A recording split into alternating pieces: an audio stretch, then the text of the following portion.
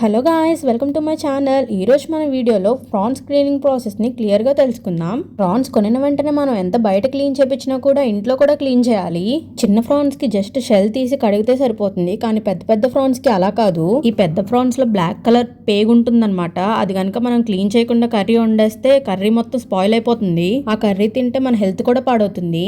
దీనిలో నేను 3 types of cleaning ప్రాసెస్ని చూపిస్తాను. ఆ పేగుని ఎలా క్లీన్ చేయాలో. ఫస్ట్ ప్రాసెస్ వచ్చేసి జస్ట్ ప్రాన్ హెడ్ దగ్గర మనం జస్ట్ ఇలా అంటే బ్లాక్ కలర్లో ఒకటి కనిపిస్తుంది అనమాట, థ్రెడ్ లాగా, దాన్ని లాగితే సరిపోతుంది.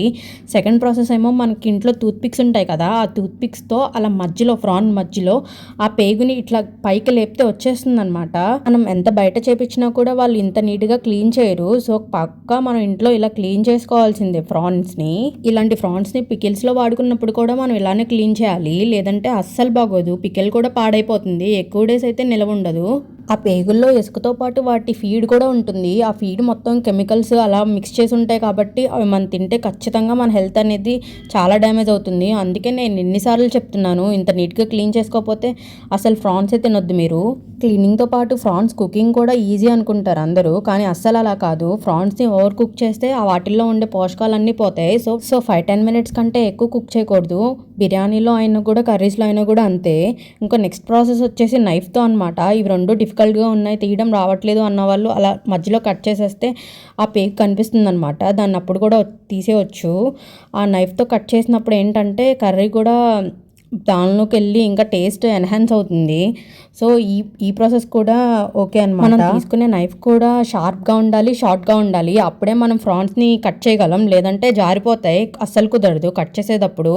అంటే పెద్ద పెద్ద రొయ్యలు కేజీకి 100 కంటే తక్కువే వస్తాయి, కానీ ఎక్కువైతే రావు.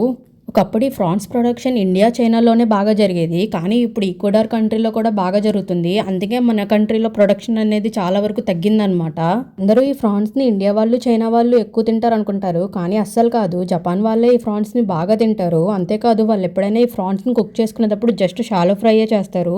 మన ఇండియాలో ఉండే క్లైమేటిక్ కండిషన్స్ వల్ల ఇలాంటి పెద్ద పెద్ద ఫ్రాన్స్కి డిసీజెస్ ఎక్కువగా వస్తూ ఉంటాయి. అందుకే మనం 1-2 సార్లు అలా బాగా క్లీన్ చేసుకుంటే మంచిది. ఈ ఫ్రాన్స్ని క్లీన్ చేయడానికి మనకు మెయిన్గా కావాల్సింది పసుపు, ఉప్పు అండ్ వెనిగర్ అనమాట. నేను ఆ 2 వేసుకుంటున్నాను కదా, అలా మీరు కూడా వేసుకోవాలి. ఇంకా వెనిగర్ కూడా వేసాను.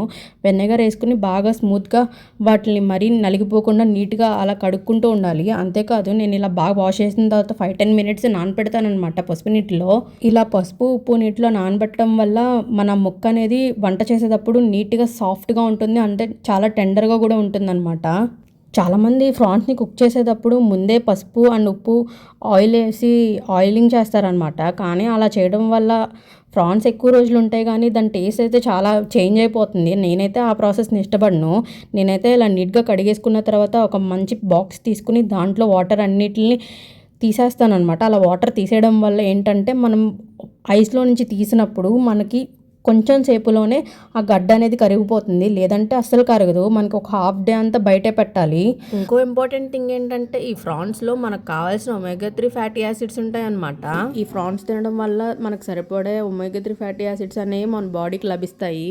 ఈ ఫ్రాన్స్లో టేస్ట్ ఒకటే కాకుండా ఇంకా విటమిన్స్, మినరల్స్, ప్రోటీన్స్, ఇంకా న్యూట్రియన్స్ చాలా ఉంటాయి అన్నమాట. అందుకే ఈ ఫ్రాన్స్కి ఇంత ఇంపార్టెన్స్ ఇవ్వాలి మన లైఫ్లో. చూడండి, నేను లాస్ట్ 5-10 మినిట్స్ కుక్ చేయడం వల్ల మన పీస్ అనేది ఎంత సాఫ్ట్గా ఉందో చూడండి. పట్టుకుంటే అలా విడిపోతుంది కదా. సో 5-10 మినిట్స్ కంటే ఎక్కువ కుక్ చేయకూడదు అనమాట. ఇలా కుక్ చేయడం వల్ల ఇంత సాఫ్ట్గా ఎంత టెండర్గా ఉంటుంది పీస్ అనేది. మీకు ఇలాంటి కంటెంట్ నచ్చితే కనుక నాకు కామెంట్ బాక్స్లో కామెంట్ చేయండి. నేను ఇంకా హ్యాచరీస్ గురించి, ఫ్రాన్స్ కల్చర్ గురించి ఇంకా డీటెయిల్గా ఎక్స్ప్లెయిన్ చేస్తాను. అండ్ ఈ వీడియో కనుక మీకు ఇన్ఫర్మేటివ్గా అనిపిస్తే నా ఛానల్ని లైక్ చేయండి, షేర్ చేయండి, సబ్స్క్రైబ్ చేయండి మర్చిపోకుండా. అంతేకాదు కామెంట్ బాక్స్లో కామెంట్ చేయండి.